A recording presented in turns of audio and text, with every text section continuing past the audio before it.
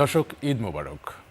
আজকেও হয়তো সাদা মেঘেরা ছুটছে ছুটির টানে, সাদা বকের ডানায় হয়তো লেগে আছে ছুটির আনন্দ।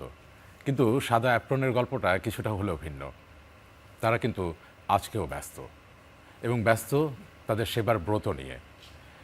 সবার আগে আপনাদেরকে স্বাগত জানাই। আপনারা দেখছেন ছুটির ঘন্টা বাজে না। আপনাদের সাথে আছি আমি নীল মাহবুব, আর আমাদের সাথে দুজন অতিথি আছেন যারা আসলে সেবার ব্রত নিয়ে এই ছুটির ঘন্টার মধ্যেও আসলে কর্মঘণ্টার মধ্যেই ব্যস্ত আছে। একটু পরিচয় করিয়ে দিতে চাই। আমাদের সাথে আছেন ব্রিগেডিয়ার জেনারেল মোহাম্মদ আসাদুজ্জামান, পরিচালক, ঢাকা মেডিকেল কলেজ, এবং আমাদের সাথে আছেন ডক্টর তাসনিম বিনতে হক, senior medical officer, Labaid cancer হাসপাতাল।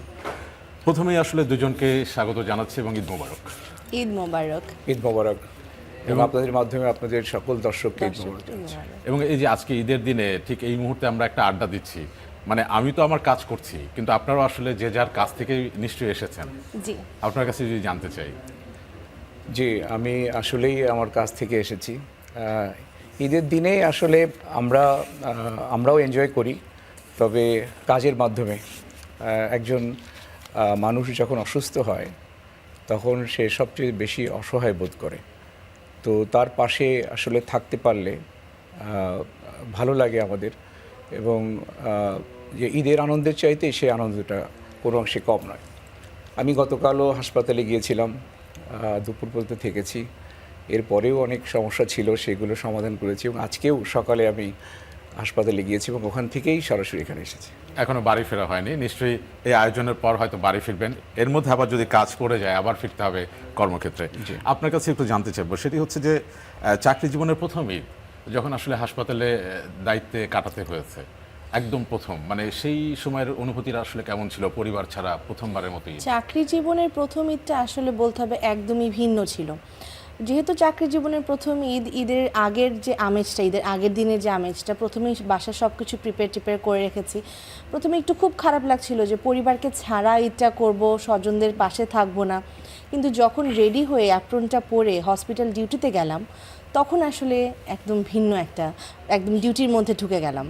এবং তখন কিন্তু আর কিছু মনে পড়ছিল না যে আজকে ঈদ। তখন মনে ছিল পেশেন্টদের পাশে থাকাটাই আমার জন্য বড় একটা প্রাপ্তি, এটাই আমার ডিউটি, এবং এভাবেই আমরা ডক্টররা প্রতিনিয়ত ঈদ করে যাচ্ছি। এবং আমাদের আনন্দটা আসলে অন্য মানুষদের থেকে ভিন্ন, আমাদের আনন্দের সংজ্ঞাটা ভিন্ন। মানুষের পাশে দাঁড়িয়ে থাকা এবং তাদের প্রতি আমাদের দায়িত্ববোধ যেটা পালন করছি আমরা, সেটাই আমাদের কাছে আসলে মেইন ঈদ আনন্দ। আচ্ছা, এই যে বললেন রোগীদের সাথে থাকা, এখন এই যে আপনার কাছে একটু জানতে চাই যে ডিউটি চলাকালীন সময় যখন আসলে ঈদের দিন বা ঈদের পরের দিন আপনারা যাচ্ছেন, কোনো রোগী হয়তো আপনাকে বললো ঈদ মোবারক, তো ওই যে ঈদ মোবারক বলার যে আবেগটা, সেটা কি আসলে দুঃখটা কিছুটা হলেও ভুলিয়ে দেয়? হ্যাঁ, অবশ্যই। এটা অবশ্যই আমরা খুবই ভালো ফিল করি। এবং সত্যি কথা, আমরা ঈদের দিন মানে আমরা অধিকাংশ ডাক্তাররাই কিন্তু আমাদের রুগীদের কাছে যাই, এবং আমি তো পরিচালক হিসেবে আমাকে যেতেই হয়। এর বাইরেও কিন্তু আমাদের ডাক্তাররা যার যার ওয়ার্ডে সবাই ঈদের দিন তাদের রুগীদের সাথে ঈদের শুভেচ্ছা বিনিময় করেন, এবং এটা আলাদা একটা ভালো লাগা কাজ করে সবার। এবং আমরা অনেকটা হ্যাবিচুয়েটেড হয়ে গেছি যে আমি ঈদের দিন আমার বাসায় বসে থাকবো, এটা আসলে ডাক্তাররা পারে না। রুগীর সাথে শেয়ার করে তাদের অনুভূতি, এবং রুগীরাও খুব ভালো ফিল করে যে আমাদের যারা চিকিৎসা করছেন তারা ঈদের দিনেও আমাদের সাথে দেখা করতে আসছেন। এবং আমরা সরকারি হাসপাতালগুলোতে আমরা উন্নত মানের খাবারও পরিবেশন করি ওই দিন। তো রুগীরাও অনেক ভালো ফিল করে আমাদের এই আয়োজনে। এবং আপনি যেহেতু এই কথাটা বলছিলেন, আমি একটু জানতে চাই যে আপনি তো পরিচালক, মানে সবাই আসলে সবার মানে হর্তা কর্তা বা সবার বড় একজন, তো স্যালামির গল্পটা আসলে এই দিন আসলে হয় কিনা, মানে কেউ দাবি নিয়ে আসলে আসে কিনা, বা আপনাকেও আসলে এই স্যালামের মধ্যে পড়তে হয় কিনা? হ্যাঁ, আমাকেও পড়তে হয়। এটা আমাদের পারিবারিক জীবনে বেশি হয়। আর হয়তোবা পরিচালক হিসেবে আমার কাছে ওইভাবে মানে হয়তো আসতে একটু কুণ্ঠাবোধ করে। তবে আমার আশেপাশে আমি যেমন গতকালই আমাদের একজন প্রফেসরকে দেখলাম, জুনিয়ররা ধরেছে যে তাকে মানে সালামির জন্য আর কি। তো এটা আমাদের পারিবারিক জীবনে হয়, কিন্তু আমার অফিসে এরকম এবার হয় না আর কি। আচ্ছা, এবার একটু আপনার কাছে জানতে চাইবো, সেটা হচ্ছে যে হাসপাতালের কোনো গরিব রোগী বা স্বজন যারা আসলে আছে, তারা তো ঈদের দিন দেখা যায় যে তাদের স্বজনদের জন্য বাসা থেকে রান্না করে নিয়ে আসে, সেমাই, মিষ্টি বা অনেক কিছু। তো কখনো কখনো হয়তো রোগীরা ডাক্তারদের সাথে একটা অদ্ভুত সম্পর্কও কিন্তু হয়ে যায় দীর্ঘ সময় থাকার ফলে। দীর্ঘ সময় থাকার ফলে এটা আমি একটু বলতে চাচ্ছিলাম যে এটাও একটু কিন্তু আমাদের একটা প্রাপ্তি। দেখা যায় যে গরিব রোগী একটু পায়েস নিয়ে এসছে বা একটু সেমাই নিয়ে এসছে, বলছে ম্যাডাম একটু আমাদের সাথে বসেন, বা ম্যাডাম একটু সেমাই নিয়ে এসছে একটু খান আমাদের সাথে। বা যেটা দেখা যায় যে চেম্বারের সময় যদি আমের সময় দেখা যায় যে তারা একটু আম নিয়ে আসছে বা বাসা থেকে তাদের একটু সবজি টবজি নিয়ে আসছে, সেটাও আমাদের সাথে তারা শেয়ার করে। এটাও কিন্তু আমাদের খুব বড় একটা প্রাপ্তি। সালামির ব্যাপারটা আমি একটু বলি, আমরা কিন্তু দেখা যায় যে যারা জুনিয়র ডক্টর, আমরা কিন্তু আমাদের সিনিয়র স্যার ম্যাডামদের কাছে চাই যে স্যার আমরা কিন্তু সালামি চাচ্ছি, বা সিনিয়র আপু ভাইয়া যারা আছেন তাদের কাছ থেকেও কিন্তু আমরা সালামি আদায় করে ছাড়ি। এটা কিন্তু পরিবারে যেরকম আমরা বড়দের কাছ থেকে, বাবা মার কাছ থেকে সালামি চাই, আসলে ডক্টররা আমাদের সিনিয়র স্যার ম্যাডামদেরকে কিন্তু আমরা ওভাবেই বাবা মার মতোই দেখি। একটা পরিবার কিন্তু আমরা, পেশেন্টরাও আমাদের পরিবারের একটা পার্ট হয়ে যাচ্ছে, আবার স্যার ম্যাডামরাও কিন্তু একটা পার্ট হয়ে যায়। তখন কিন্তু স্যার ম্যাডামদের কাছ থেকে ঠিকই আমরা সালামিটা আদায় করি। মানে আসলে যারা আমরা কর্মক্ষেত্রে থাকি তাদের জন্য দুটো পরিবারই, দুটোই আসলে পরিবার, দুটোই আমাদের জন্য পরিবার। সেই পরিবারের গল্প নিয়ে আবারও ফিরবো, তবে তার আগে আমরা ছোট্ট একটা প্যাকেজ দেখব, একটা স্টোরি দেখব, যে স্টোরিটিতে আমরা আসলে দেখে আসবো যে চিকিৎসকদের আসলে এই ঈদের সময়, উৎসবের সময় ব্যস্ততা আসলে কেমন থাকে। দর্শক, আমরা কথা বলছিলাম, কিন্তু এই মুহূর্তে দেখে আসবো সামগ্রিক চিত্রটা কি, এবং এই যে ঈদের দিন, উৎসবের দিন, তাদের ছুটির ঘন্টাটা যখন কর্মঘণ্টায় চলে যায় তখন কিভাবে আসলে তারা সেই দিনটিকে যাপন করে। দেখে আসবো ছোট্ট একটি স্টোরি। এখন সকাল 9টা বাজে। ঠিক এই সময় সকলেই পরিবার পরিজন নিয়ে ঈদের আনন্দ ভাগাভাগি করছেন। অনেকে আবার ঈদের নামাজ শেষ করেছেন, আবার অনেকে ঈদের নামাজ পড়তে যাচ্ছেন। ঠিক এই সময় ঈদের আনন্দ বিসর্জন দিয়ে এই হাসপাতালের চিকিৎসক নার্সরা রোগীদের সেবা দিয়ে যাচ্ছেন। ঢাকা মেডিকেল কলেজ হাসপাতাল। ঈদের দিন একের পর এক আসছে অ্যাম্বুলেন্স, আসছেন মুমূর্ষু রোগী। ঈদ উৎসব স্বজনদের সান্নিধ্য দূরে সরিয়ে রেখে রোগীর সেবায় 24 ঘন্টা কর্মস্থলে চিকিৎসক, নার্স ও স্বাস্থ্যকর্মীরা। জরুরি বিভাগে দম ফেলার জো নেই। যেহেতু ঢাকায় এই সময় বেসরকারি হাসপাতালগুলো সীমিত পরিসরে খোলা থাকে অথবা বন্ধ থাকে, তাই জনগণের প্রত্যাশা থাকে যে এই সময় ঢাকা মেডিকেলে এসে তারা সেই চিকিৎসাটুকু পাবে। যে পেশেন্টগুলো আসতেছে সেগুলা মানে আমরা টেক কেয়ার করতেছি। বন্ধুর সঙ্গে আড্ডার সুযোগ নেই, নেই উদযাপনের ঘনঘটা, তা নিয়ে নেই আক্ষেপও। পেশাগত দায়িত্ব থেকে সবারই চেষ্টা রোগীর সর্বোচ্চ চিকিৎসা দিয়ে যেতে। সহকর্মীদের অনেকে ছুটিতে, তাই কাজের চাপও খানিকটা বেশি। কারো কারো করতে হচ্ছে দ্বিগুণ পরিশ্রম। এটা আমাদের জন্য খুব বেশি একটা মানে পেরেশানি না, ভালোই লাগে, আমরা খুব এনজয় করতে পারি। রোগী নিয়ে খুব ভালো এনজয় করি, সকাল সন্ধ্যা, মাঝে মাঝে সারা রাত। ঈদের দিন ছুটি, সবাই আনন্দের মাত্রা, কিন্তু অনেক তো রোগী আসবে। আমাদের তো আসলে মানব সেবার আমাদের কাজ। এখন যারা জরুরি বিভাগে আসবে চিকিৎসা নিতে, ওদেরও তো চিকিৎসা দিতে হবে, এটাও একটা আনন্দের। 10 মিনিট আমরা যদি ব্রেক দিই তাহলে রোগীর অবস্থা খুবই খারাপ হয়ে যায়। আমি একজন মুসলমান, আমি আজকে নামাজ পড়ে এসে ডিউটিতে চলে আসছি 8টার দিকে। হাসপাতালে রোগীর সঙ্গে কাটছে ঈদ, একে বিড়ম্বনা নয়, দায়িত্ব হিসেবেই দেখছেন তারা। আমরা সেই রোগীর সাথে চিন্তা করলে তারাও তো আসলে পরিবার ফেলে এখানে, কাজে ওই একসাথে ঈদ আনন্দটা ভাগাভাগি করার মধ্যে একটা মজা আছে। কারণ সবাই যখন একরকম আনন্দ করে রাস্তাঘাটে রিকশায় ঘুরে, তো আমরা এই রুগীদের সাথে সেটা ভাগাভাগি করে নেই। মানুষের সেবা করার এত বড় সুযোগ আসলে অন্য পেশায় আছে কিনা আমার জানা নেই। একই চিত্র বাংলাদেশ মেডিকেল বিশ্ববিদ্যালয়ে। সবার ছুটি থাকলেও হাসপাতাল বন্ধের সুযোগ নেই। শিশু বিভাগে দেখভালে ব্যস্ত চিকিৎসক নার্সরা। আমরা এই সময়টা দেওয়ার কারণে তারা সুস্থ হয়ে বাড়িতে ফিরতে পারছে, এটাই আমাদের সবচেয়ে বড় আনন্দ, সবচেয়ে বড় পাওয়া। ঈদের দিনে বিশেষ করে আমাদের পেশেন্টের কোনো অসুবিধাই হবে না, তারা কখনো উপলব্ধি করতে পারবে না যে আমরা হসপিটালে আছি কিংবা বাসায়। নিজেদের পরিবার থেকে বিচ্ছিন্ন থেকেও এই রোগী যারা ভর্তি আছে তাদের সেবার জন্য তারা নিবেদিত প্রাণ থাকেন এবং উৎসব ভাগাভাগি করেন তারা রোগীদের সাথে। রোগীরা যাতে কষ্ট না পায় বা রোগীদের কষ্ট লাঘবের জন্য ওনারা নিবেদিত এবং প্রাণপণ চেষ্টা করেন তাদের সুস্থতার জন্য। দেশের নানা হাসপাতালে চিকিৎসাধীন অসুস্থ এই মানুষগুলোর মুখে হাসি ফোটাতেই ঈদের আনন্দ দেখছেন হাসপাতাল সংশ্লিষ্ট সবাই। আমরা রাউন্ড দিচ্ছি, আমাদের ডিউটি ডক্টর আছে, সিস্টার ব্রাদার এরা আছে, অথবা কর্তৃপক্ষ আছে যারা প্রশাসনে আছেন, ওনারাও সবসময় খেয়াল রাখছেন। সেই হিসাবে আমরা মনে করি যে সবার সহযোগিতায় অত্যন্ত সুন্দরভাবে আমরা আমাদের রোগীদের সেবা দিতে সক্ষম হয়েছি। ঈদ উদযাপনে ছুটি না মিললেও হাসপাতালে দায়িত্ব পালনে কারো মনেই নেই আক্ষেপ। মানবতার সেবাতেই তারা পাচ্ছেন আনন্দের সন্ধান। Mahmudul Hasan, star news, Dhaka. দর্শক, আমরা আসলে বাস্তব চিত্রটাই দেখছিলাম এবং আজকের দিন কালকের দিন যদি বলি তাহলে এই দিনগুলোতেও আসলে এই ব্যস্ততা থেকেই যাবে। স্যার, একটু আপনার কাছে জানতে চাইবো যে এই যে ঈদের সময় আমরা কিন্তু খবরে দেখি যে নানা জায়গায় কিন্তু দুর্ঘটনা ঘটছে, এই যে মানুষ হাসপাতালে চলে আসছে, মানে উৎসবের রঙের মাঝখানে যখন এই খবরগুলো আসে বা সেই মানুষগুলো আসলে চিকিৎসা নিতে আসে, একটা তোড়জোড় তো থাকেই, কিন্তু এটা কি আসলে আমরা চাই? আমরা তো চাই না। তখন আসলে খারাপ লাগা কতটুকু কাজ করে? মানে আসলে ডাক্তার, নার্স বা আমাদের হাসপাতালে যারা মানে কর্মচারী, তারাও তো মানুষ, খারাপ লাগে। কিন্তু আসলে আমাদের খারাপ লাগাটা এক্সপ্রেস করতে গেলে আমার যে পেশাগত কাজটা আসলে বাধাগ্রস্ত হয়। আমরা অনেক সময় রুগীদেরকে বুঝতে দেই না, হয়তো তখন তারা একটু ভুল বুঝে যে আমার মনে হয় আমাকে ডাক্তার সাহেব হয়তো আমার রুগীটা এরকম খারাপ, হয়তো উনি হয়তো কেয়ার করছে না বা সেভাবে গুরুত্ব দিচ্ছে না। কিন্তু আমরা যদি মন খারাপ করি তাহলে তো আমার চিকিৎসাটা ব্যাহত হবে। আমাদেরও মন খারাপ হয়, আমাদের ডাক্তাররা, নার্সরা, কারণ সবাই হিউম্যান বিং। কিন্তু আগেই থাকে আমাদের পেশাগত কাজ বা দায়িত্ববোধটা, আমি রুগীটার চিকিৎসা করব। তার সিম্প্যাথির বিষয়টা তো আমরা ওইভাবে এক্সপ্রেস করি না হয়তো অনেক সময়, কিন্তু আমরা ব্যথিত হই যে এই ধরনের একটা অ্যাক্সিডেন্ট যখন শুনি যে একটা পরিবারের একটা সন্তান অথবা কারো বাবা, কারো হাজব্যান্ড এরকম একটা অ্যাক্সিডেন্ট, এরকম সিভিয়ার অ্যাক্সিডেন্ট, আমরা অনেক সময় বুঝতে পারি যে হয়তো এই রুগীটা আর বাঁচবে না। তখন কিন্তু খারাপ লাগে আমাদের, কিন্তু আমরা ওই খারাপ লাগা নিয়ে বসে থাকি না, আমরা চেষ্টা চালিয়ে যাই শেষ পর্যন্ত, যতক্ষণ আমরা পারি যে তার জীবন রক্ষা করা যায়। তো খারাপ লাগাটা অবশ্যই সবারই থাকে, আমাদেরও খারাপ লাগাটা কাজ করে।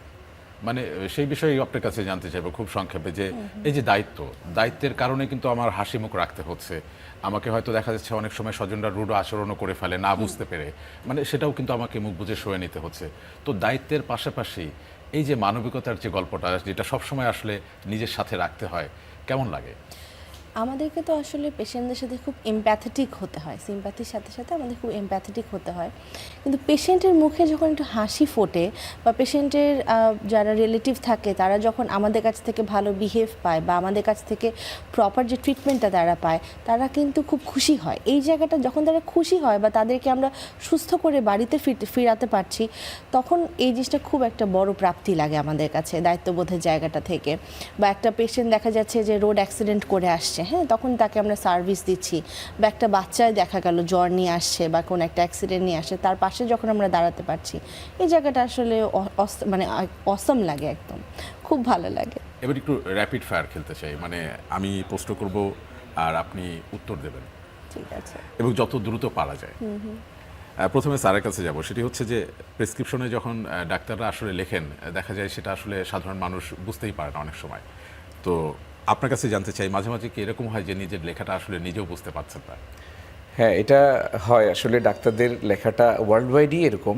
এটার একটা কারণ আছে আসলে, ডাক্তারদের এত বেশি লিখতে হয়, মানে সেই ছাত্র জীবন থেকেই। আমার মনে হয় আর কোনো পেশায় কাউকে এভাবে লিখতে হয় না, আমার মনে হয় এটা একটা কারণ। সেই কারণে ডাক্তারদের হাতের লেখাটা এরকম, মানে এত, আপনি যখন যে অন্য কোনো অফিসার বা যারা, তারা কিন্তু আদেশ দেন আর ছোট সংক্ষেপে হয়তো সিগনেচার করেন, কিন্তু ডাক্তারদের কিন্তু কাজটা নিজেকেই করতে হয়, অনেক বড় বড় নোট লিখতে হয়, সারাক্ষণই লিখতে হয়, হয়তো এই কারণের জন্যই এই হাতের লেখাটা এরকম। আচ্ছা, এবার আপনার কাছে, মানে ঈদের দিন অপারেশন থিয়েটারে গান গাওয়ার অভ্যাস আছে কিনা, বা এরকম গান হয়েছে কিনা? শোনার অভ্যাস আছে। আচ্ছা, অপারেশন থিয়েটারে গান শোনার অভ্যাস আছে। মানে এই গানটা কেন শোনা হয়? এটা কি আসলে একটা কনসেন্ট্রেশনের জন্য। কনসেন্ট্রেশন? এটাও একটা বিনোদনের পার্ট বলতে পারেন। কনসেন্ট্রেশন একটা ব্যাপার, যে কনসেন্ট্রেশন ধরে রাখার জন্য, নিজেকে একটু উৎফুল্ল রাখার জন্য।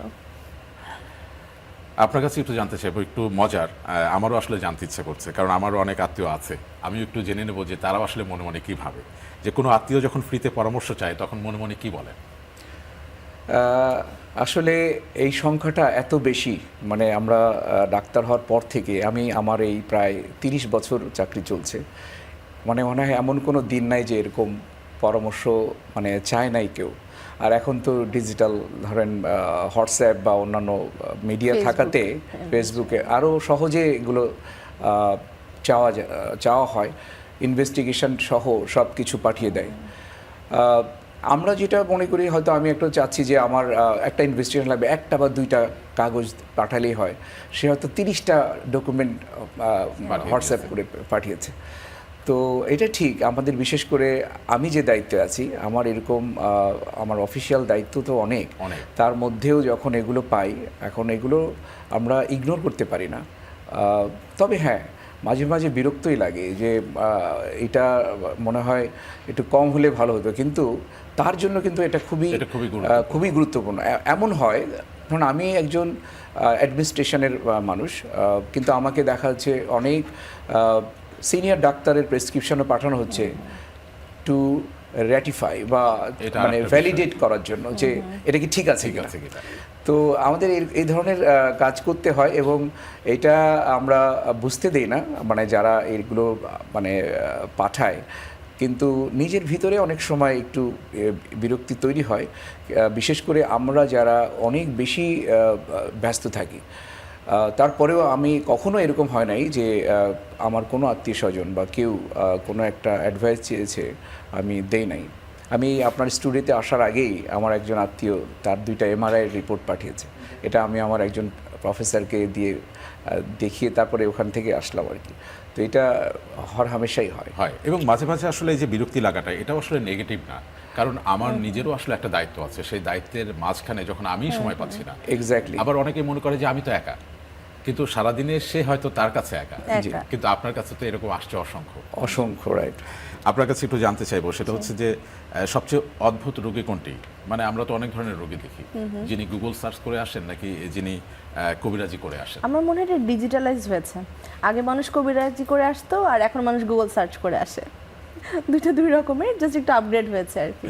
আচ্ছা, আপনার কাছে একটু জানতে চাইবো, সেটা হচ্ছে সাদা অ্যাপ্রন নাকি নীল ওটি ড্রেস, মানে কোনটিতে আপনাকে, মানে আমি যে পোশাকটা পরছি সেই পোশাক পরে অবশ্যই আমি আয়নার সামনে দাঁড়াই, মানে কোনটিতে আপনাকে বেশি মানায়?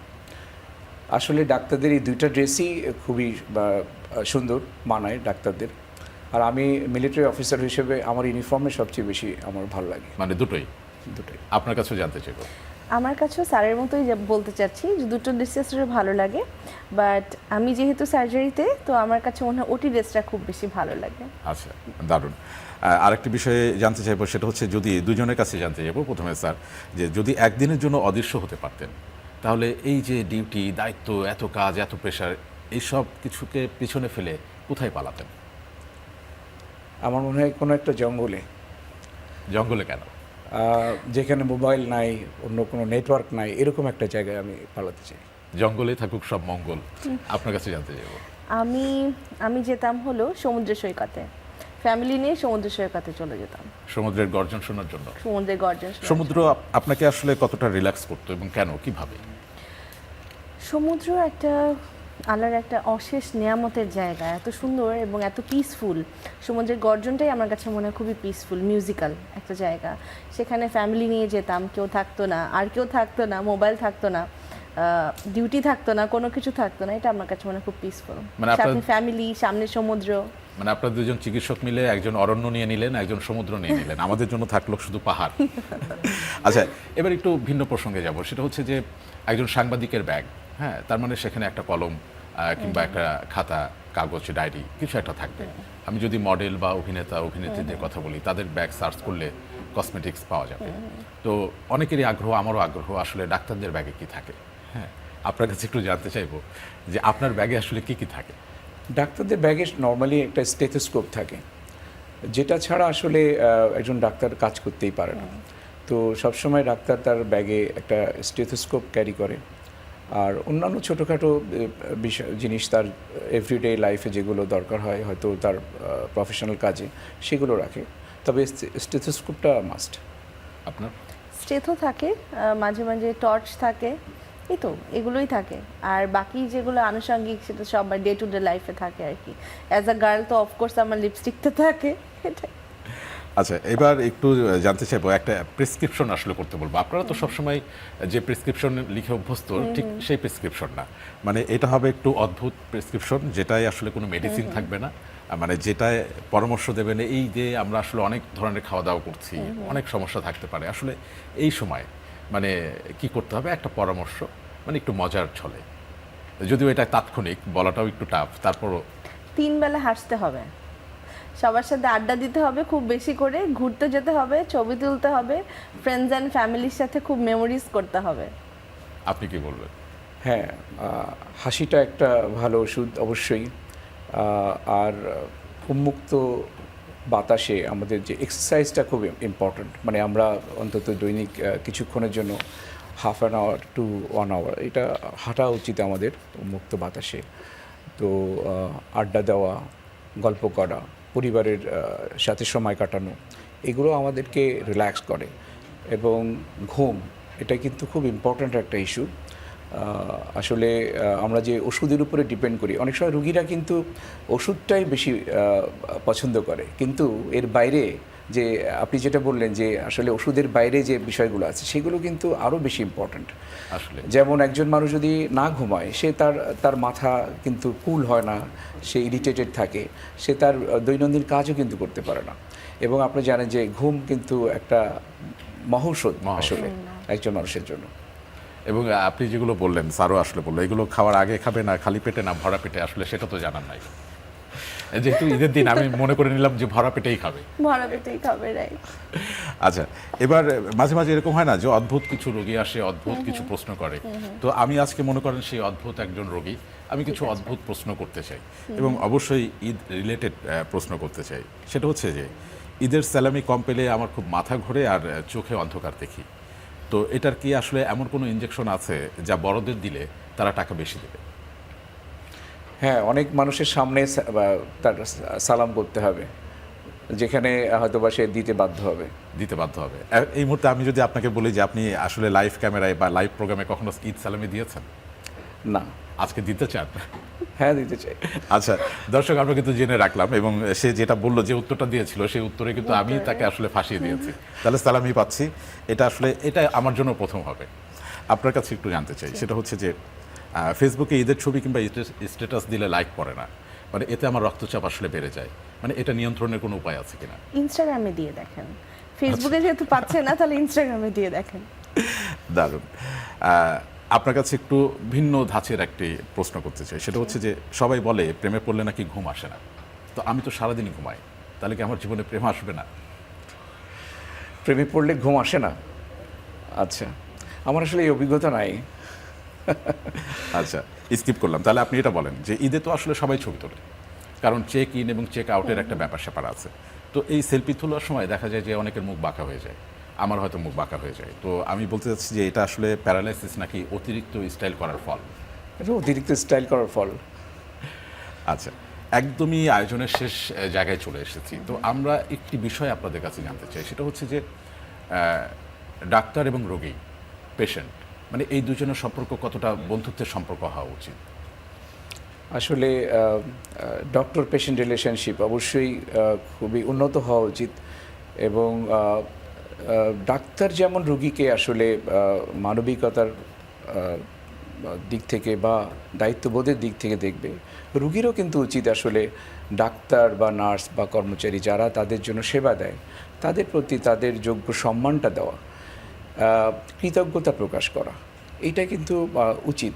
এবং আমি যেটা আমার এই 30 বছরের অভিজ্ঞতা থেকে বলতে পারি, আমাদের ডাক্তারদের বা নার্সদের এটা কিন্তু আমাদের উৎসাহ দেয়, এনার্জি দেয়। এই যদি কেউ একটু কৃতজ্ঞতা প্রকাশ করে, সিম্পলি একটু ভালো বিহেভ করে, এটাই কিন্তু আমাদের ডাক্তার নার্সদেরকে এনার্জি দেয় এই ভালো কাজ করার। তো আমি বলবো যে ডাক্তারদের যেমন দায়িত্ব আছে রোগীর প্রতি, রোগীদেরও কিন্তু সহনশীল হওয়া, তাদের যারা সেবার কাজে নিয়োজিত আছে তাদেরকে সম্মান করা, এটা কিন্তু উচিত। দারুণ, দুজনকে আসলে ধন্যবাদ। আমরা একদম আয়োজনের শেষ প্রান্তে, আমাদের শেষ করতে হবে। দুজনকে আবারও ঈদ মোবারক। ঈদ মোবারক। ঈদ মোবারক আপনাকে আপনাকে ধন্যবাদ এবং আপনার সব দর্শককে ঈদ মোবারক। ধন্যবাদ। সবাই সুস্থ থাকবেন, ভালো থাকবেন। ধন্যবাদ। এবং আসলে তারা যেভাবে বলছিলেন সেইভাবেই যদি আসলে শেষ করতে চাই, তাহলে বলতে হয় যে সাদা অ্যাপ্রনের যে গল্পগুলো আছে সেই গল্পগুলো ভীষণ রকম ভালো থাকুক এবং এই মুহূর্তে রঙিন পোশাকের যে মানুষগুলো আছে তারা সবাই সুস্থ থাকুক এবং নিরাপদে থাকুক এবং ভালোভাবে ঈদটাকে উদযাপন করুক। ভালো থাকবেন, আবারও কাল দেখা হবে।